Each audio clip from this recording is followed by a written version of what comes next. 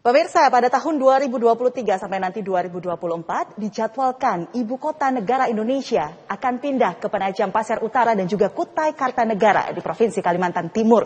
Namun, kita akan melihat bagaimanakah kesiapan Ibu Kota Negara baru sampai dengan sejauh ini di tahun 2022. Malam hari ini kita akan mengupas tuntas tentang kesiapan Indonesia untuk menyambut Ibu Kota Negara baru dan benarkah bahwa Ibu Kota Negara baru ini akan menuju internasional. Bersama saya Gadis Fetrianto, inilah program acara Headline.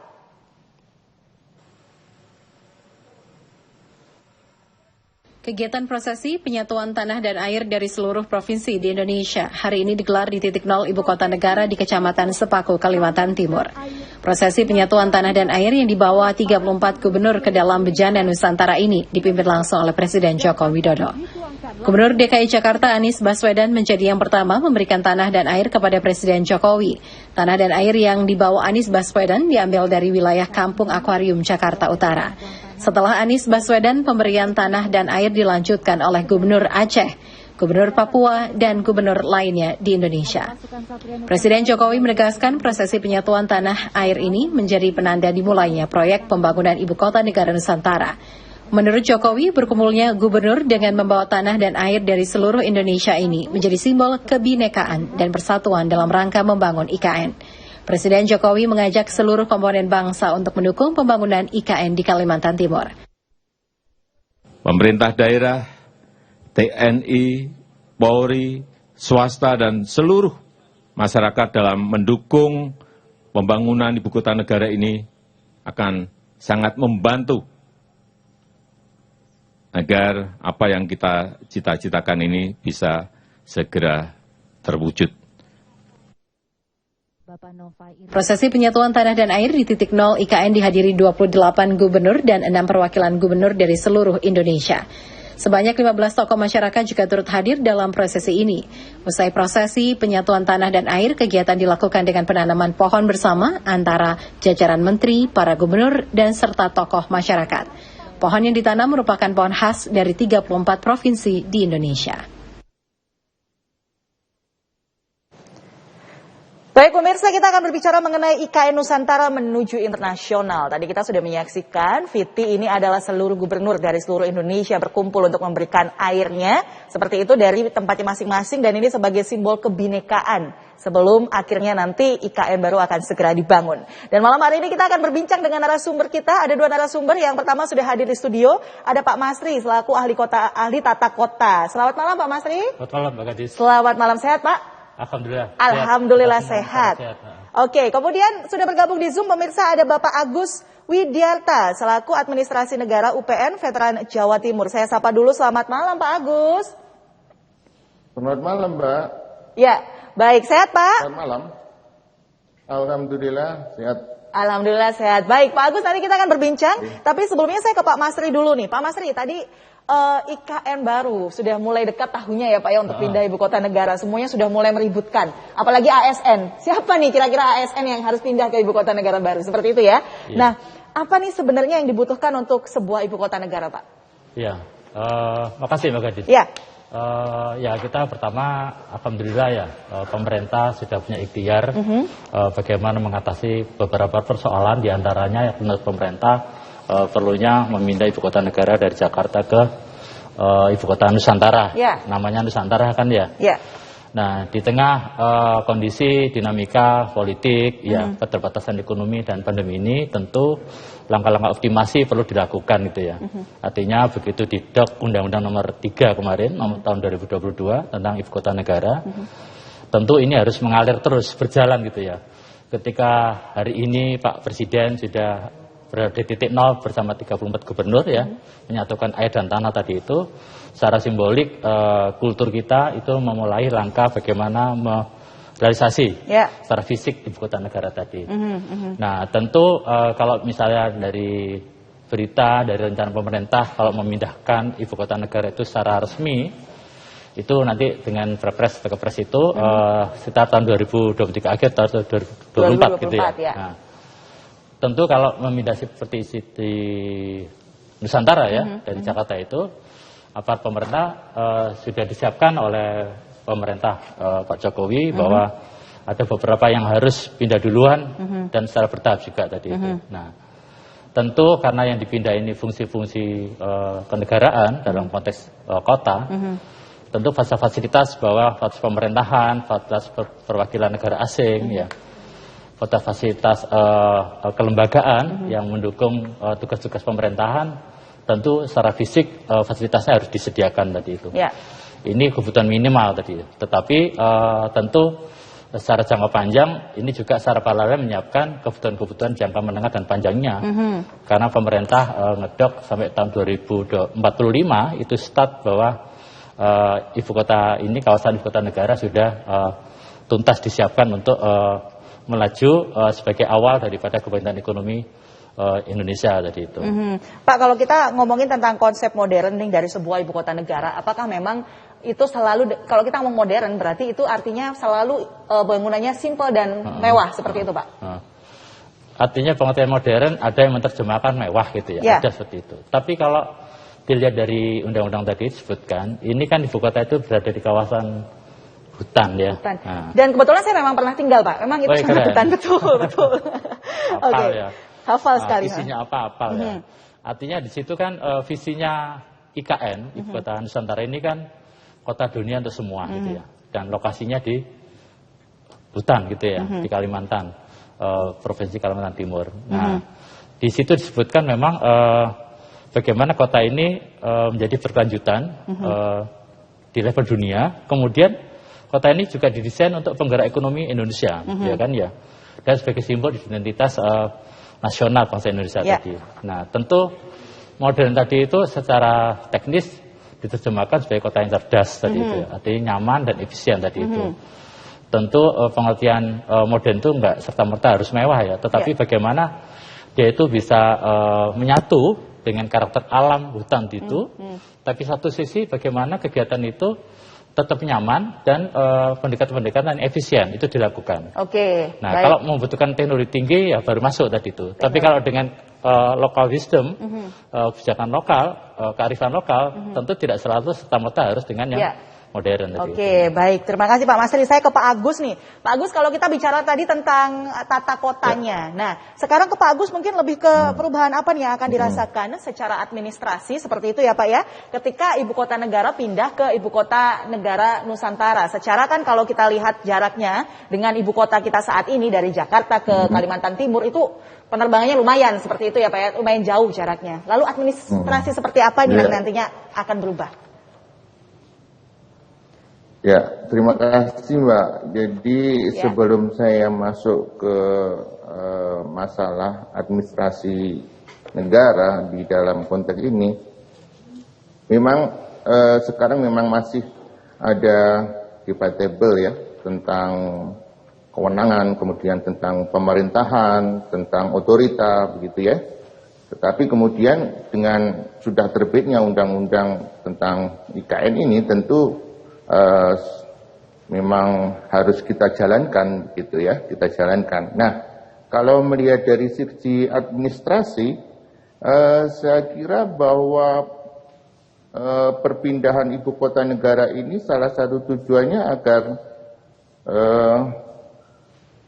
kolaborasi, kerjasama antar instansi itu lebih dengan cepat bisa dilakukan dalam suatu tempat gitu.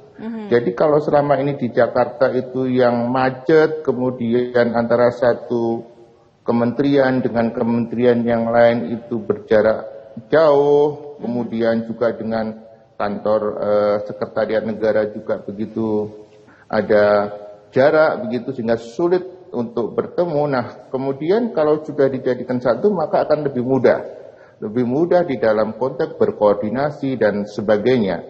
Otomatis secara administrasi proses kerjasama ini akan lebih efektif dan lebih efisien. Nah, permasalahan yang muncul sekarang bagaimanakah untuk perpindahan itu akan dilakukan? Tentu tidak serta-merta semua komponen yang ada di Jakarta kemudian dipindah begitu saja. Tentu memang harus bertahap. Nah, konteks bertahap ini maka tadi yang dikatakan bahwa ini kota modern yang tentu IT-nya juga sangat didukung.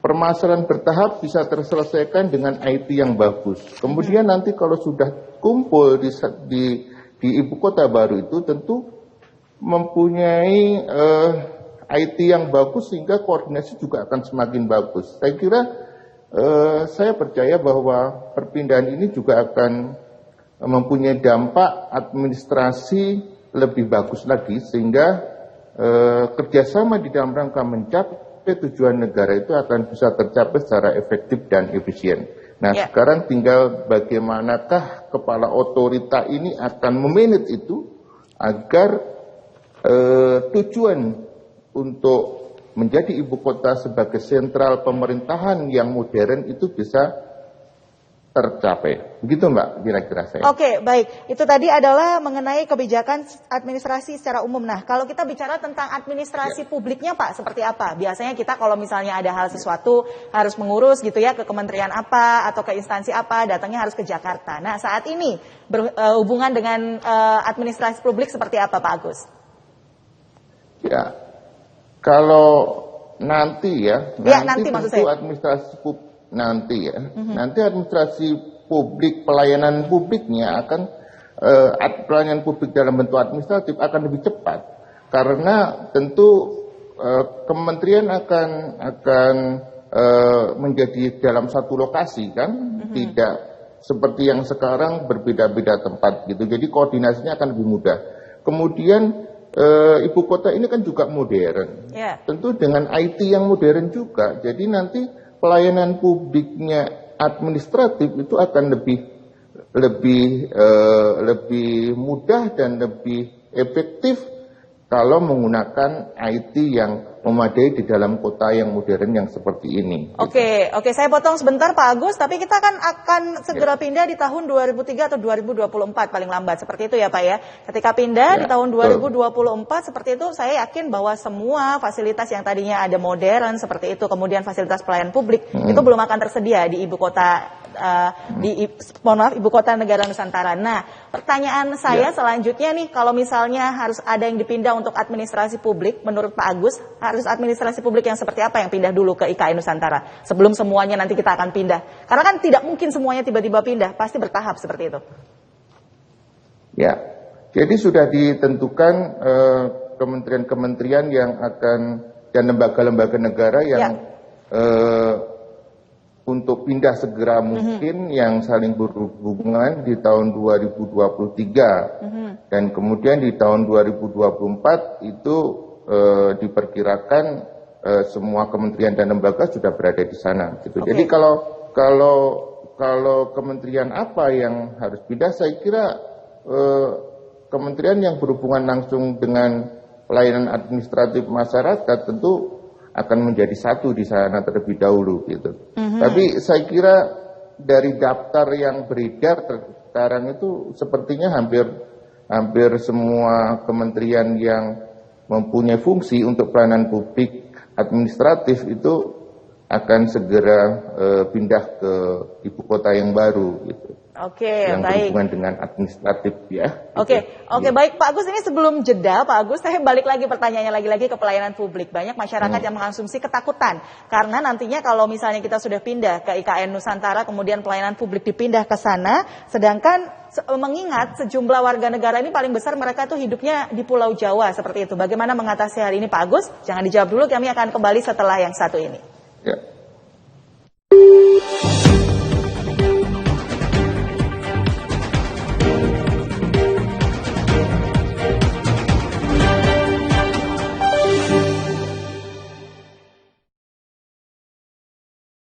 Di sebuah kampung Tionghoa di Kota Tangerang, tepatnya kampung tematik Tehya Neglasari, Kota Tangerang, terdapat sebuah budidaya ikan koki. Di tempat budidaya yang telah ada sejak 30 tahunan yang lalu ini, ratusan ekor koki telah berhasil dikembangbiakan. Sebuah film berjudul Elvis telah merilis trailer pertamanya beberapa hari yang lalu. Trailer tersebut dibuka dengan penampilan Austin Butler sebagai Elvis Presley, ditemani dengan suara narasi dari Tom Hanks yang berperan sebagai Kolonel Tom Parker. My darling, I've hungered for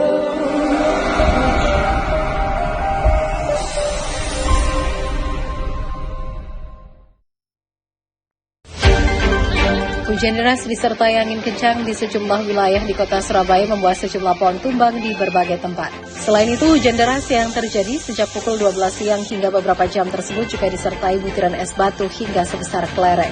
Aksi mogok pengrajin tahu dan tempe ini sebagai bentuk protes kepada pemerintah karena dinilai gagal melakukan intervensi kenaikan harga kedelai yang bahkan saat ini harganya telah menembus Rp11.500 per kilo dari harga normal sebesar Rp8.000 per kilo.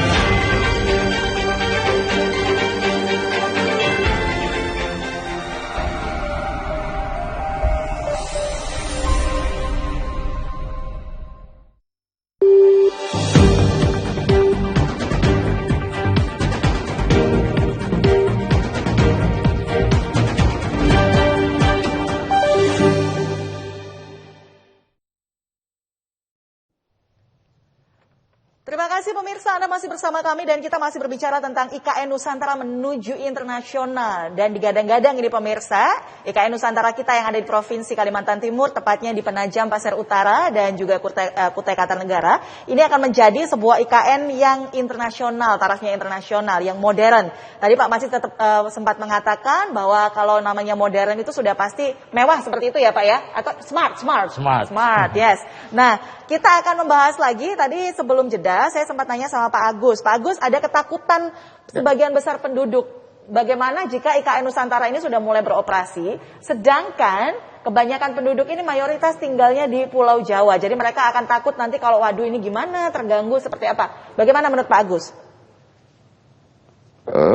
Kalau berhubungan dengan pelayanan yang sifatnya administratif, sekarang kan sudah dikembangkan dengan pelayanan dalam digital.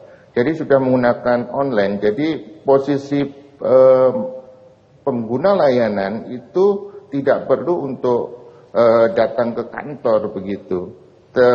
Tetapi kalau untuk hal-hal tertentu, umpamanya uji sesuatu begitu, memang perlu datang. Tapi kalau dengan berpindahnya kepada kota yang modern, yang sebagai pusat pemerintahan ini, maka pelayanan publik saya kira tidak akan terganggu karena sudah banyak menggunakan pelayanan yang sifatnya digital atau online. Gitu. Oke, berarti itu akan menuju ke digital seperti itu ya Pak Agus ya? Ya. Sebenarnya sudah problem solve karena kita sekarang sudah beralih ke digital semuanya, hampir semua menggunakan digital seperti itu ya. Oke, baik, terima kasih Pak Agus. Saya ke Pak Masri lagi nih. Pak Masri mungkin sudah pernah berkunjung Pak ke Penajam Pasir Utara? Belum. Nah, melihat cerita saya saja. Oke. Melihat dari grafis Pak yang ditunjukkan seperti itu, melihat dari gambar-gambar yang Bapak sempat lihat di televisi mungkin atau di YouTube yang beberapa sudah diupload seperti itu, dan dari cerita saya tentu saja, apa yang tertangkap dari sudut pandang Pak Masri melihat IKN Nusantara ini? Ya, pertama ini tantangan Indonesia ya, ketika membangun kota yang betul-betul baru, dari nol, dari kosong, dan lokasinya pun juga penuh tantangan tadi itu. Betul sekali. Di tengah kemampuan juga penuh dinamika, secara ekonomi maupun politik tadi itu. Nah, tantangan ini tentu pemerintah tidak mungkin sendirian. Artinya bagaimana pemerintah itu menantang dirinya untuk melibatkan masyarakat secara tepat gitu ya. Masyarakat itu tentu bukan hanya yang pemilik modal, tetapi masyarakat yang punya keterikatan di lokal tadi itu, entah di komunitas area di Penajam Pasir Utara, Kartanegara maupun Kutai Kartanegara maupun di sekitarnya tadi itu, atau Kalimantan atau masyarakat Indonesia keseluruhan tadi itu. Bahkan ketika ini ada di tengah hutan, masyarakat dunia juga akan melihat tadi itu bagaimana Indonesia itu mau mewujudkan ibu kota negara, ibu kota Nusantara ini di kawasan hutan tadi. Nah, tentu ini momentum tidak hanya secara politik ya, hasilnya kota di era pemerintahan yang sekarang tadi, tapi juga mendorong munculnya ikonik-ikonik. Ketika ini ibu kota negara, tentu pengen ada bedanya dari Jakarta tadi itu. Sehingga Istana Negara itu yang ditampilkan, yang viral itu sampai sekarang ini, yang Garuda itu ya Pak? Yang Garuda itu tentu menjadi simbol ikonik baru yang membeda dengan Jakarta tadi itu. Tantangannya adalah tidak hanya bagaimana menghasilkan bangunan tadi, tetapi filosofis dari situ tentu harus bisa ditanamkan, karena salah satu tujuan daripada membangun IKN adalah bagaimana kita itu menampilkan identitas jati diri bangsa ini yang penuh keberagaman tadi. Nah, tentu tantangan-tantangan itu tentu secara mikro pasti juga memunculkan apa wujud keberagaman tadi secara fisik itu. Nah, sehingga potensi masyarakat Indonesia ini tidak saja potensi dalam menghadirkan secara politik ibu kota negara, tapi menghasilkan bagaimana artefak-artefak tadi itu dari berbagai profesi.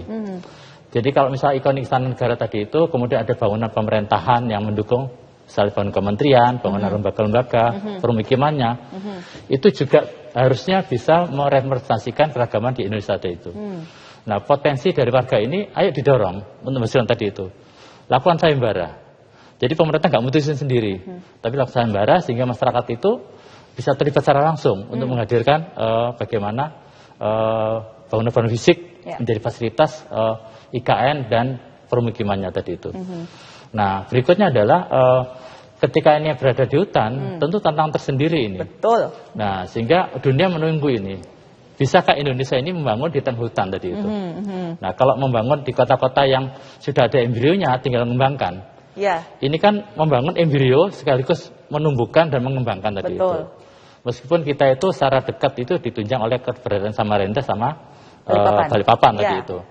Tapi ansih di IKN ini sendiri kan mulai nol tadi itu. Nah, tantangan ini apa?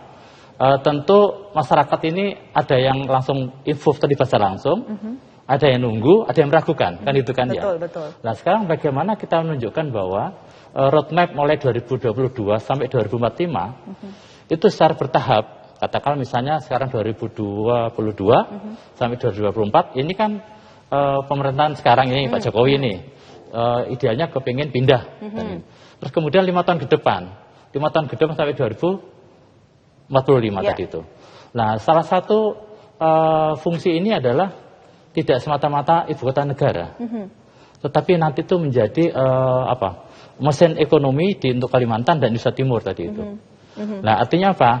Tentu yang dibangun tadi adalah karena salah satu maksud adalah memeratakan ekonomi tidak Jawa sentris atau Jakarta sentris gitu kan, tapi di luar Pulau Jawa juga. Nah, masyarakat pasti menunggu. Seperti apa? Seperti apa? Nah, dalam 2 tahun ke depan ini, ini pindah ini, sebagian dari aparat pemerintah dan bangunannya. 5 tahun ke depan, apa ini yang dihasilkan? Jadi secara ekonomi tadi itu yang dirasakan oleh warga Kalimantan, khususnya Kalimantan Timur, apa tadi itu? 5 tahun lagi apa? Nah, sehingga masyarakat itu menunggu output dan outcome dari pemilikan tadi itu yang dirasakan langsung oleh masyarakat tadi itu. Kekhawatiran kita adalah kalau terjadinya pelambatan, misalnya pindahnya tetap 2024 ini, terus kemudian dengan target 2045 itu sudah selesai semua, kalau ada pelambatan 5 tahun, 10 tahun ke depan itu tidak sesuai harapan. Ini jangan sampai mengurangi kepercayaan masyarakat atau keragaman masyarakat itu menjadi nyata gitu ya. Ternyata IKN susah diwujudkan tadi itu. Nah, tentu pemerintah harus menyiapkan skenario. Jadi kalau misalnya lambat, setidaknya apa yang dirasakan masyarakat tadi itu? Ada efek apa? Ada efek apa? Secara positif, secara ekonomi tadi itu. Dan di Kalimantan hutannya itu menjadi lebih baik atau tidak? Nah, tadi ini harus dijawab. Sehingga nanti itu tidak serta-merta kita nunggu pindahnya ibu kota itu dari Jakarta ke Nusantara.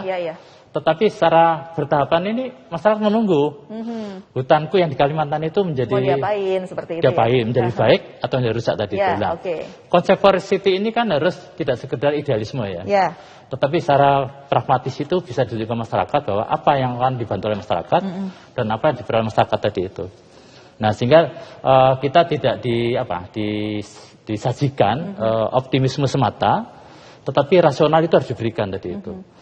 Jadi ketika nanti Yun Sewu ini kan kalau misalnya Pak Presiden gitu ya sampai 2045 paling enggak 3 atau 5 presiden ini yang itu barangkali punya policy yang agak sedikit berbeda sehingga mewujudkannya ada kelambatan atau percepatan. Nah, ini outputnya itu harus dijaga.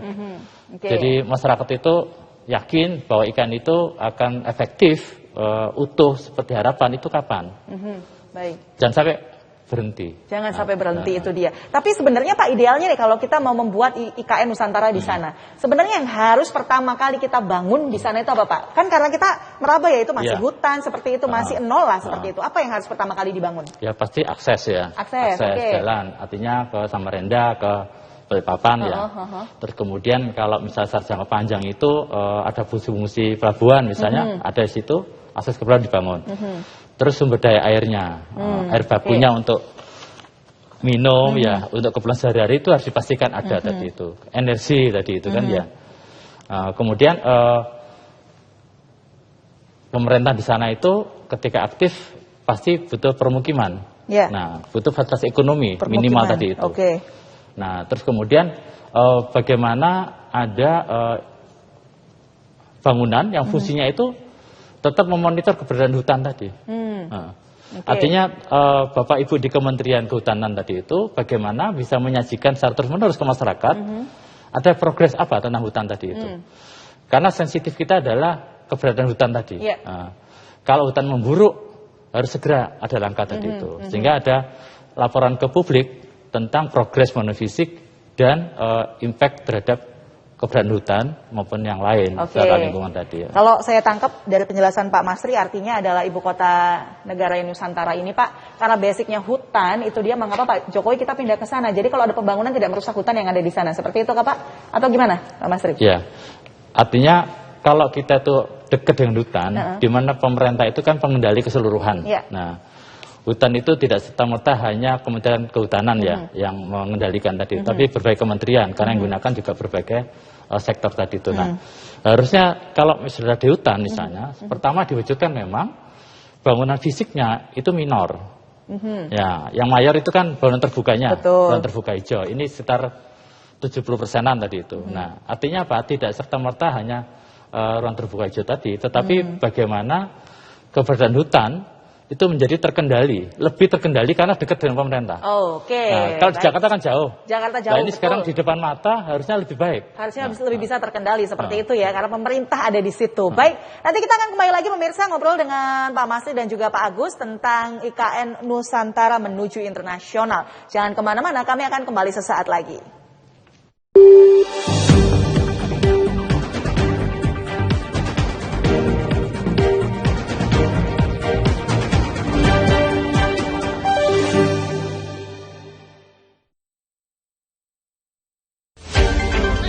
Hujan deras disertai angin kencang di sejumlah wilayah di kota Surabaya membuat sejumlah pohon tumbang di berbagai tempat. Selain itu, hujan deras yang terjadi sejak pukul 12 siang hingga beberapa jam tersebut juga disertai butiran es batu hingga sebesar kelereng.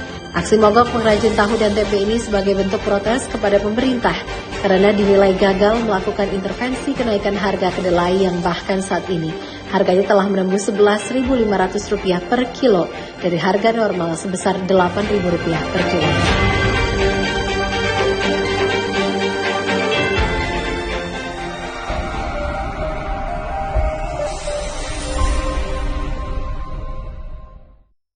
Di sebuah kampung Tionghoa di Kota Tangerang, tepatnya kampung tematik Tehyan Neglasari, Kota Tangerang, terdapat sebuah budidaya ikan koki. Di tempat budidaya yang telah ada sejak 30 tahunan yang lalu ini, ratusan ekor koki telah berhasil dikembangbiakan. Sebuah film berjudul Elvis telah merilis trailer pertamanya beberapa hari yang lalu. Trailer tersebut dibuka dengan penampilan Austin Butler sebagai Elvis Presley, ditemani dengan suara narasi dari Tom Hanks yang berperan sebagai Kolonel Tom Parker.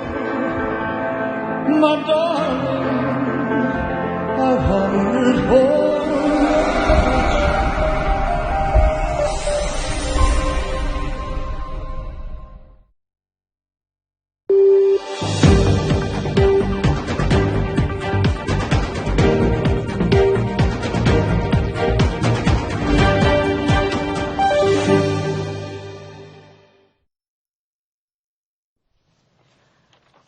Anda masih bersama kami pemirsa, kita masih ngobrol tentang IKN Nusantara menuju internasional. Pemirsa, siapa yang menyangka nih ya, daerah yang tadinya kita kenal hutannya lebat sekali seperti itu dan nggak ada yang menyangka bahwa ternyata Penajam Pasir Utara, Kutai Kartanegara ini akan menjadi IKN Nusantara dan Presiden Jokowi ternyata mewujudkan hal ini seperti itu. Namun tentu saja dengan pemindahan ibu kota negara ke ibu kota negara Nusantara ini banyak sekali problem yang ada di belakangnya. Salah satunya adalah urusan administrasi. Tadi sudah dibahas dengan Pak Agus bahwa administrasi mungkin bisa online saat ini karena kita sudah menuju ke era digitalisasi. seperti itu. Karena kita mayoritas tinggal di Pulau Jawa. Nah, Pak Agus, pertanyaan saya selanjutnya nih Pak, bagaimana tugas pemerintah ini untuk melakukan, kalau tadi Pak Agus sudah menjelaskan dengan digitalisasi Pak, tapi kalau kita bicara tentang secara offline, ada hal-hal yang harus dilakukan bertemu langsung secara offline, pemerataan pelayanan publik ke daerah-daerah lain, jangan katakan Jawa deh, kita bicara tentang Sulawesi, bicara tentang Sumatera, seperti apa Pak Agus? Gini, Mbak.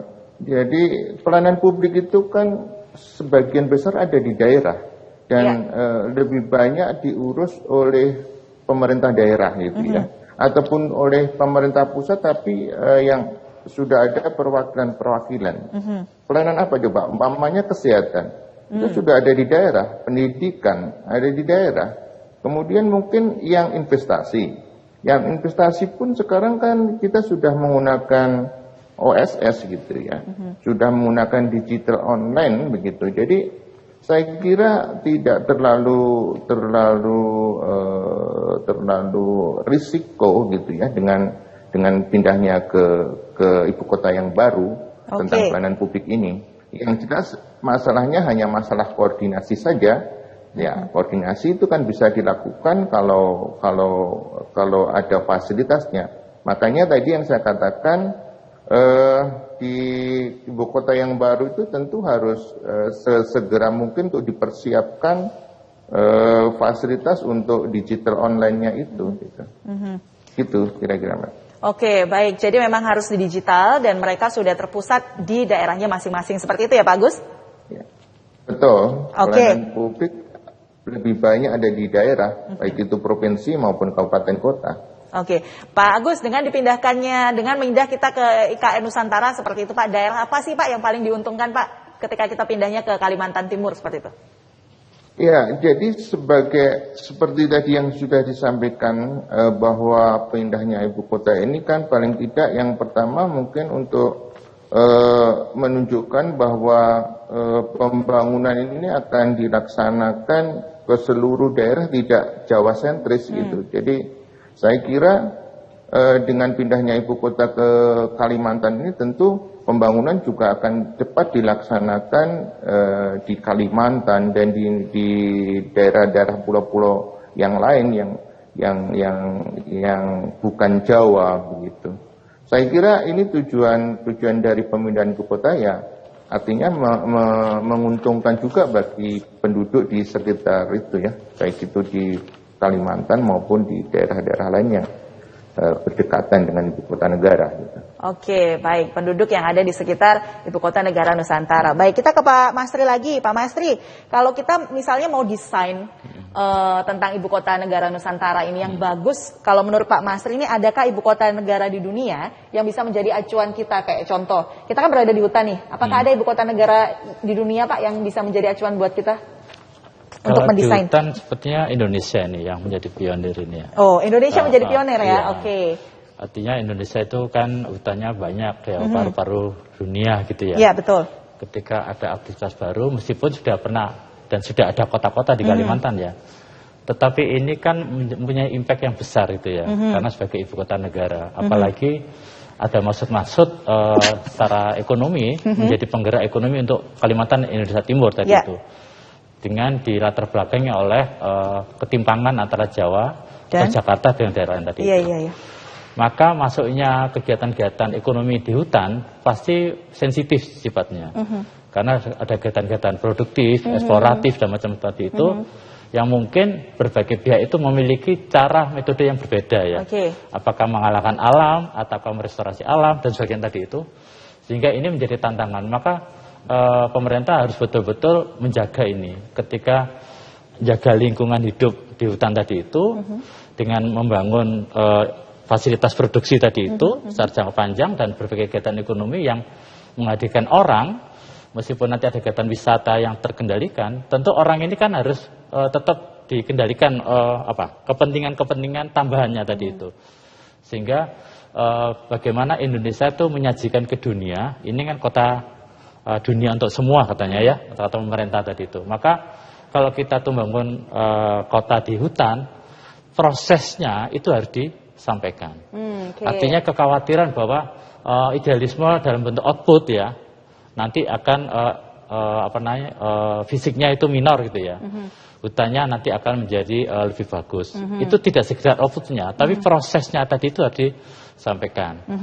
Termasuk juga tadi ketika manfaat untuk masyarakat setempat tadi itu, maka secara mikro apa yang dilakukan masyarakat itu tidak serta-merta hanya sekedar ini masyarakat dapat keuntungan. Tapi bagaimana masyarakat itu secara jangka pendek atau ada akselerasi tadi itu ada perbaikan, peningkatan misalnya kualitas SDM-nya. Dalam arti supaya mereka itu bisa terlibat langsung, tidak menunggu nanti. Tapi di awal sudah terlibat langsung tadi. Di awal sudah terlibat langsung. Karena apa? Ketika mereka terlibat langsung, maka kearifan lokal dalam menjaga hutan itu menjadi serta-merta mengikuti mereka. Karena mereka orang asli situ. Jadi kalau ada hutan yang pohonnya ditebang misalnya, dia bisa memberikan masukan langsung. Tapi kalau menunggu jadi baru dilibatkan, khawatirnya proses ini mereka nggak terlibat. Proses ini kan bukan proses bangun, tapi proses perlakuan terhadap hutan tadi itu mereka dilibatkan. Oke, baik. Tapi Pak, kalau misalnya kita ngomongin juga nih tentang ibu kota negara Nusantara pindah masuk ke sana, apakah ini akan mempengaruhi sosiologis dan juga keaslian dari penduduk yang ada di sana? Iya, artinya kultur ini yang mau dikembangkan kan memang identitas bangsa yang beragam. Otomatis nanti ada semacam transisi bagaimana pencampuran budaya lokal tadi itu dengan budaya berbagai saudara-saudara kita dari berbagai suku tadi yang ke sana. Nah ini bagaimana proses untuk istilahnya itu menggabungkan tadi itu, ini harus dijelaskan ke mereka. Jika mereka itu nggak merasa budayaku menjadi luntur ya, tapi budayaku semakin kuat ketika hadirnya teman-teman dari Jawa, dari Sumatera, dari Bugis, dari Papua, diangkat seperti itu diangkat tadi ya. itu. Nah, artinya peran daripada tokoh-tokoh budaya di sana itu sekarang sudah mulai dilibatkan secara nyata tadi itu. Karena di sana nanti juga ada area klaster pariwisata. Bukan berarti untuk wisata semata, tapi keseluruhan kearifan lokal sana kan tidak boleh diabaikan begitu saja. Jadi untuk memperkenalkan seperti itu ya Pak ya, kearifan lokal yang ada di sana, akhirnya ada pariwisata juga. Nah, sebelum saya beralih ke Pak Agus nih Pak, saya pengen tanya ke Pak Masri nih. Pak Masri, kalau kita ngomong tentang ideal ya Pak ya, kita nggak usah ngomong kita pindah 2023, 2024. Ideal untuk membangun ibu kota negara gitu ya, memindahkan, merancang semuanya. Kira-kira waktu ini dibutuhkan ini sebenarnya berapa lama Pak? Kalau kita melihat teman-teman katanya dekat sini, bangun pusat perbelanjaan sama apartemen ini kan setahun lebih. Satu saja tadi itu. Makanya tantangan ini kan PR-nya dari teman-teman yang bidang konstruksi gitu. Bagaimana menggunakan teknologi tinggi tadi itu. Bangun-bangunan itu kalau teknologi yang cepat itu kan yang tipikal gitu ya. Dan itu tentu secara secara identitas kita nggak merekomendasikan kalau misalnya tipikal tadi itu. Tapi justru sentuhan-sentuhannya adalah yang bisa mencerminkan bahwa bangunan itu wajah dari Indonesia tadi itu. Makanya teknologi tinggi tidak serta-merta itu mempercepat bangunan secara keseluruhan. Secara fisik bisa cepat. Tapi secara karakter itu butuh waktu tadi itu. Oleh karena itu tadi saya istilahkan kalau terjadi kelambatan. Nah, kita kan optimis ini. Dalam 2 tahun sudah lengkap semua dan pindah tadi itu. Kalau misalnya ada kelambatan dengan berbagai keterbatasan kita, itu outputnya itu per semester itu outcome-nya itu harus dimunculkan. Outcome-nya harus dimunculkan. Kalau outputnya kan misalnya bangunan tercapai, outcome-nya apa? Secara ekonomi, secara kultur tadi, secara lingkungan. Oke. Baik, terima kasih Pak Masri. Nanti kita akan kembali lagi pemirsa di segmen selanjutnya. Jangan kemana-mana, kami akan kembali lagi untuk Anda.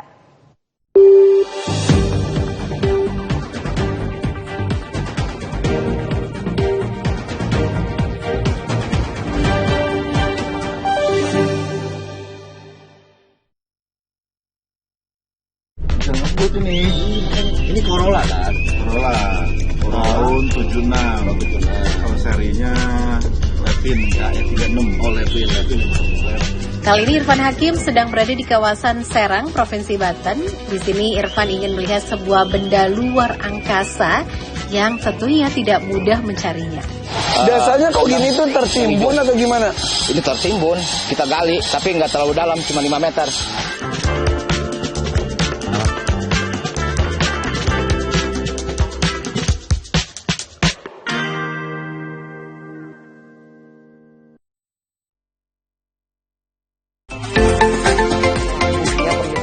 Langsung kita tanyakan ke Dokter Cesar. Dok, apa saja nih gejalanya kalau memang sudah terjadi lambung bocor ini, Dok? Apalagi pada saat taking history atau mengambil wawancara pada pasien, ada riwayat penggunaan analgetik yang tidak bijaksana, kemudian dia mungkin jamu-jamuan, pola hidup yang kurang sehat, misalnya alkoholik atau merokok, maka itu diagnosisnya semakin mengarah kepada bocornya lambung.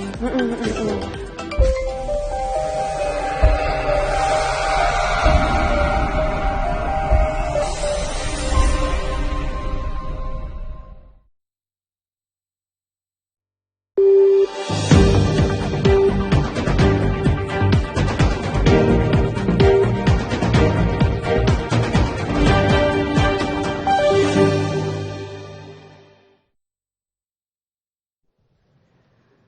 Terima kasih pemirsa, Anda masih bersama kami dan kita masih berbicara tentang IKN Nusantara menuju internasional. Kabarnya ini akan menjadi sebuah IKN Nusantara yang bernuansa modern. Semuanya serba smart, kata Pak Mastri ya. Kemudian kata Pak Agus, kalau kita bicara tentang administrasi tidak akan ada masalah karena administrasi dilakukan melalui digital. Dan administrasi ini terpusat di daerah masing-masing, baik itu di Sulawesi, Sumatera, sampai dengan Papua.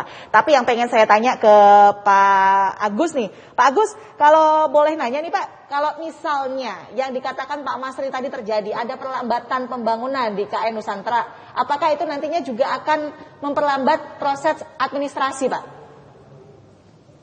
Ya, jadi begini ya, jadi kalau kita berkaca pada negara-negara lain yang melakukan pemindahan ibu kota yang paling dekat aja yang Malaysia ya, yang tahun 1999 gitu ya, dari Kuala Lumpur ke Patra Jasa itu ya, sekarang juga belum begitu rame ya istilahnya ya, belum begitu rame, artinya bahwa proses itu masih berjalan sampai hari ini.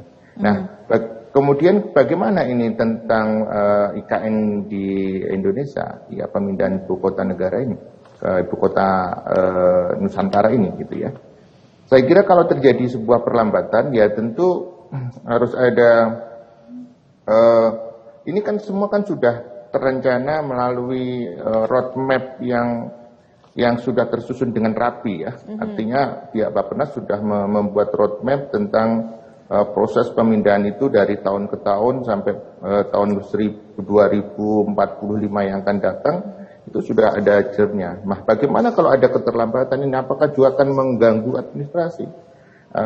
Saya kira dengan kita harus mengantisipasi ya, harus mengantisipasi agar tidak terjadi gangguan secara administratif ya.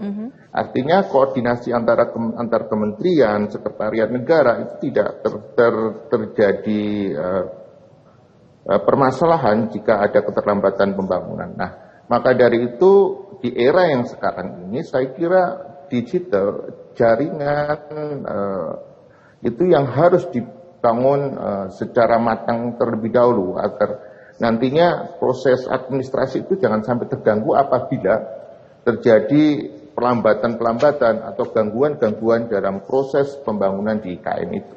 Jadi langkah pertama harus jaringan itu harus kuat. Lagi-lagi jawabannya adalah ke digital ini ya Pak ya. Nanti kalau misalnya ada perlambatan kita masuknya ke digital seperti itu ya Pak Agus ya. Baik Pak Agus, ini satu lagi nih pertanyaan Pak. Apakah ini nanti kalau kita udah pindah ke IKN Nusantara Pak akan merubah budaya administrasi yang biasanya kita lakukan di Jakarta? Kita punya budaya sendiri seperti itu Pak di Jakarta. Nah kalau nanti dipindahkan ke IKN Nusantara yang ada di Kalimantan, apakah budaya ini akan berubah Pak? Saya kira hari ini budaya tentang administrasi kan juga sudah mulai berubah ke arah digital gitu ya. Jadi secara tidak langsung akibat dari pandemi semuanya secara otomatis juga pindah ke proses digital. Disrupsi tentang digital administrasi ini semakin berkembang. Jadi saya kira di ibu kota yang baru nanti administrasi juga banyak dikembangkan dengan model digital ya. Jadi baik itu proses pelayanan publiknya, proses koordinasinya antar kementerian, proses perencanaan dan sebagainya itu semuanya akan terdirupsi untuk mengarah kepada digital gitu. Saya kira itu jadi tidak terlalu masalah ya kalau menurut saya. Untuk secara administratif. Yang jadi masalah itu kan sekarang adalah mengenai debatable mengenai kewenangan, tentang otoritas, kemudian debatable tentang menyalahi pasal 18 Undang-Undang Dasar 1945 itu yang harus dikomunikasikan, dijelaskan kepada masyarakat Indonesia bahwa ini adalah daerah khusus yang dikembangkan sehingga perlu ada sebuah pemerintahan yang mempunyai kewenangan tertentu yang kemudian kita sebut dengan otorita dan sebagainya itu harus dijelaskan kepada masyarakat. Gitu, Mbak. Saya kira kalau masalah administrasi itu tidak jadi masalah karena kita sudah harus terdirupsi kepada digital administratif gitu. Oke, baik, terima kasih Pak Agus. Baik, Pak Masri, saya masih penasaran dengan tata kota yang ada di sana, Pak. Kalau tadi kita sudah ngomongin tata kotanya seperti itu ya, kita sudah berandai-andai kalau sudah nanti 2023, 2024 sudah kita akan memindahkan ibu kota negara kita ke ibu kota negara Nusantara seperti itu. Lalu bagaimana Pak menurut Pak Masri kalau ibu kota negara Nusantara ini apakah bisa menahan nanti ketika orang-orang semuanya bertransmigrasi nih ke Kalimantan? Seperti apa, Pak? Iya. Substansinya kan pemerintahnya bangun kota ya. Iya, betul. Substansinya, hanya fungsinya saja ada pusat pemerintahan tadi itu. Nah, tentu ini kalau misalnya mulai dari nol, tentu konsep ini harus betul-betul matang. Betul. Karena menjadi benchmark bahwa kota yang bagus itu seperti apa nanti.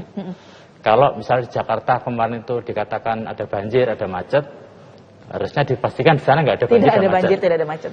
Kalau misalnya di sana itu RT-nya itu leluasa gitu, sehingga air itu bisa ditahan, dikelola tadi itu sehingga tidak mudarat ke manusianya.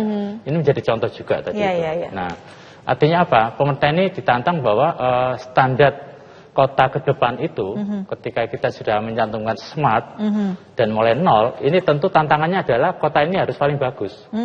Ya kan? Tidak ada kumuh, tidak ada macet, tidak ada banjir, kelolaan sampahnya juga bagus tadi itu. Karena dimulai dari nol. Kalau kota lain itu kan menghadapi tantangan adalah adanya masyarakat yang sudah tinggal di situ. Ini sekarang, ini kan lokasinya kosong. Meskipun ada teman-teman kita, saudara kita yang tinggal di Penajam misalnya tadi. Tapi kan tidak di lokasi itu, mayoritasnya tadi itu. Betul. Nah, karena ini bangun dari awal, tentu konsepnya pasti matang. Dari sisi alam tadi itu. Dari sisi infrastruktur juga rapi, ya kan. Dari hadirnya manusia sebagai penghuni juga menjadi bagus. Kalau nanti misalnya masih ada, ada kekumuhan, ada kemiskinan, gagal berarti kotanya. Gagal kotanya. Nah, karena ini mulai nol tadi itu. Apalagi didekati, tantangan sudah kelihatan di depan mata ini hutan. Jadi mau konsep penanganan hutannya harus cermat, ya kan, tepat tadi itu. Terus penggunaan smart city tadi itu. Terus kemudian hadirnya bangunan fisik tadi itu. Itu menjadi contoh buat kota-kota lain. Jadi memindahkan ibu kota tadi itu bisa menginspirasi daerah-daerah sebetulnya. Kalau misalnya kota provinsi tertentu yang sekarang ini masih macet tadi itu. Contoh Surabaya mungkin misalnya ya. Berpikir ini, ya tak pindah ke daerah lain yang lebih lapang tadi. Nanti saya pindah dari Surabaya pindah ke Pacitan aja gitu bisa misalnya seperti itu ya Pak ya. Oke, baik. Nah, Pak Masri mengatakan tadi yang pertama harus dibangun di sana itu adalah akses jalan. Seperti itu ya Pak ya. Kemudian ada beberapa hal yang harus dibangun juga, air yang untuk diminum, energinya di sana seperti apa, kemudian transportasi, pemukiman seperti itu. Kalau kita bicara tentang pemukiman Pak, bagaimanakah kita diletakkan di nomor berapa urgensitas kita bikin pemukiman untuk yang akan bermigrasi ke Kalimantan ini Pak? Kalau menurut saya berbarengan begitu ASN itu dipindah ke sana, yang namanya perumahan atau permukiman tadi itu berbarengan. Sudah mulai muncul. Kan nggak mungkin saya kerja di situ, terus tinggal di rumah, saya mau beli makanan, minuman, nggak ada tadi itu.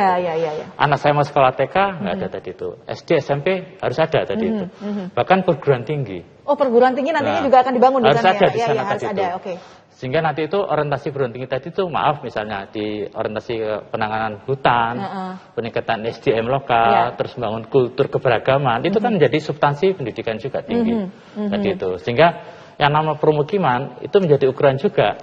Kalau kita ke sana ke kantor tanpa ada perumahan dan kelengkapannya, kita kan tidak bisa hidup. Iya betul. Nah, sehingga kebutuhan dasar permukiman itu menjadi paralel harus dilakukan secara bersamaan. Secara bersama-sama. Berarti tidak ada yang kalau kita bilang apa nih urgensinya yang harus dibangun dulu, sebenarnya tidak ada, harus bersamaan muncul seperti itu. Karena kota itu hadir, itu kan menghadirkan permukiman sebetulnya. Iya, oke. Bukan menghadirkan kantor. Iya, betul. Jadi menghadirkan permukiman, maka permukiman, rumah dan kelengkapannya itu kelengkapan dasarnya harus di awal. Oke, harus di awal. Harus di awal. Semoga pemerintah sudah menggambarkan itu ya Pak, pemukiman. Karena mengingat saat ini kalau kita bicara tentang Penajam Pasir Utara, Kutai Kartanegara itu tidak ada perumahan-perumahan seperti di sini Pak. Jadi mereka itu masih rumah-rumahnya, ya kalau kita lihat ada yang di pinggir hutan, seperti itu di dekat jalan raya. Jadi pemukiman masih kurang sekali. Dan kalau kita bicara 1 sampai dengan 2 tahun lagi pindah, sempat nggak? Menurut Pak Masri? Menurut Pak Masri, sempat nggak kita bikin permukiman? Kalau permukimannya secara paralel memungkinkan, volumenya tinggal disesuaikan. Kalau misalnya katakan target sana penduduknya kan 300.000 nanti itu sampai akhir di pusat kawasan di pemerintahannya tadi itu. Kalau yang pindah nanti misalnya baru 50.000 tadi itu, ya kebutuhan 50.000 jiwa ini harus dilengkapi. Oke, baik. Pembangunan lainnya sambil menyusul, sambil jalan seperti itu ya Pak ya. Baik pemirsa, banyak sekali polemik kita bicara tentang IKN Nusantara nih ya. Kita bicara tentang tata kota, bicara tentang administrasi, tapi Pak Agus mengklaim bahwa sebenarnya administrasi nggak ada masalah seperti itu. Pak Masri juga menjelaskan bahwa kalau mengenai tata kota ini juga harus sudah mulai dibangun saat ini secara bersama-sama ya Pak Masri ya. Tentang permukiman, energi, kemudian akses jalannya, ke fasilitas ekonomi juga harus semuanya lengkap seperti itu. Nah, di segmen terakhir pemirsa kami akan kembali lagi untuk Anda. Para narasumber ini akan menyampaikan kesimpulan untuk pembicaraan kita malam hari ini. Jadi Anda jangan kemana-mana, kami kembali sesaat lagi.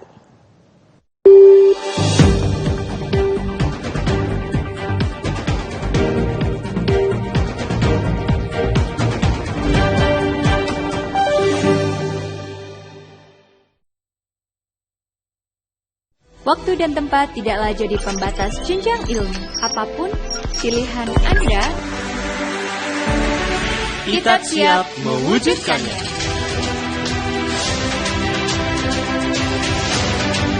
Dimanapun dan kapanpun, bukan masalah. Dunia kerja dan industri siap menerima Anda. ITAX, unggul, inovatif, dan bertaraf internasional. Tak ayal, aksi mulia yang dilakukan pria sepeda ontel beratribut ojol tersebut mendapat banyak pujian dari publik di media sosial. Bahkan warganet rame-rame mengucapkan terima kasih kepada pesepeda tersebut. Apalagi ia telah berjasa dengan membantu ambulan yang tengah membawa pasien agar terhindar dari kemacetan.